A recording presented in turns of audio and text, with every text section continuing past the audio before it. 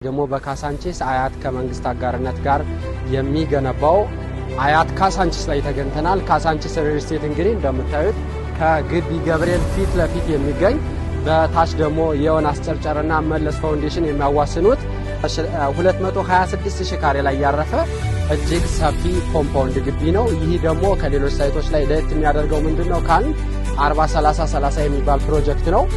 40-30-30 ማለት አጠቃላይ ከ226,000 ካሬው ላይ ለግንባታ የምንጠቀመው 40% ብቻ ነው ማለት ነው። ቀሪው 60% ለተለያዩ መሰረተ ልማቶች ነው የሚሆነው። ለምሳሌ 30% የውስጥ ለውስጥ የእግር መንገድ ሲሆን 30% ደግሞ ግሪን ኤሪያዎችን ያካተተ ነው የሚሆነው። ከዚህ ቦታ ላይ ታዲያ ከስንት መኝታ ጀምሮ እናገኛለን ካላችሁ ከባለ 1 መኝታ እስከ ባለ 4 መኝታ ማግኘት እንችላለን። ባለ 1 መኝታ 45 ካሬ፣ 55 ካሬ፣ 60 ካሬ አማራጮች አሉን። ባለ 2 መኝታ 80 ካሬ እናገኛለን። ባለ 3 95 እና 105 115 ማግኘት እንችላለን። ባለ 4 መኝታ 140 እና 160 ካሬ ማግኘት እንችላለን ማለት ነው። እንደዚህ የምታዩት እንግዲህ ከግቢ ገብርኤል ፊት ለፊት ያለ ሳይት ነው።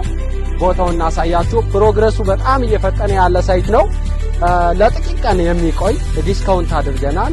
ስለዚህ በዚህ ስልክ በታች በመናስቀምጥላችሁ ስልክ እየደወላችሁ የዚህ እድል ተጠቃሚ መሆን ትችላላችሁ።